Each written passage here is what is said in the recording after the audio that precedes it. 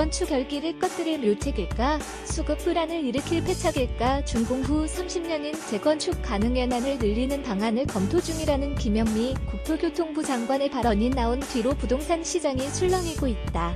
정부가 지난해 부동산 대책을 통해 재건축 초과, 이익 환수제 부활, 민간 택지 분양가 상한제 등 강남권 재건축 아파트를 겨냥한 규제를 쏟아내도 강남 집값 상승이 반복되자 가격 상승의 진원지인 강남 재건축을 옥죄겠다는 뜻인데 과열 진화 못지않게 주택 공급 차단이란 부작용이 나타날 수 있어 시장이 뒤숭숭해졌다. 서울 양천구 목동신 시가지 아파트 일대 조선일보 TV 모난토리 정맞아 정부 눈 밖에 난 재건축 부동산 114회다. 르면 2014년 말부터 지난해 말까지 2년간 서울 재건축 아파트는 올랐다. 최근 들어서는 재건축 연한 30년을 채 울 단지들의 가격 오름세가 가팔랐다. 정부가 대책을 통해 서울 전역에서 재건축 아파트 조합원, 분양권 조합원 자격 거래를 전면 금지하면서 실수, 요자들이 아직 진입이 가능한 재건축 사업 추진 예정 단지에 관심을 가졌다는 것이 인근 중기사무소들의 설명이다. 오는 6월 재건축 현안을 채우는 송파구 방이동 올림픽 선수기사촌 1단지 전용은 이달 초 15억 1천만 원에 거래됐다.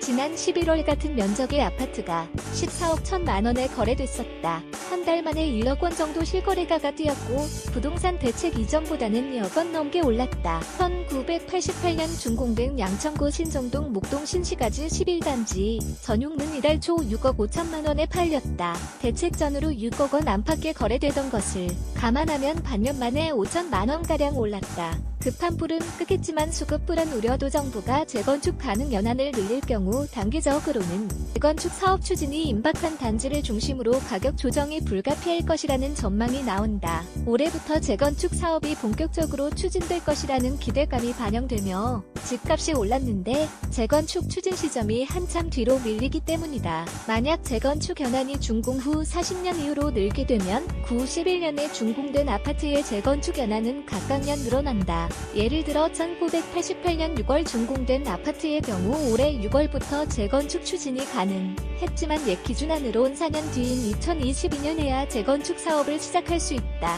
하지만 장기적으로는 집값이 더 오를 수 있다는 우려도 제기된다. 재건축 재개발은 택지가 부족한 서울에서 사실상 몇 안 되는 신규 공급 수단인데 재건축에 규제가 걸려 사업이 늦춰지면 그만큼 주택 공급이 지연된다. 주택 수급 불균형이 심해지면 가격이 오를 가능성도 커진다.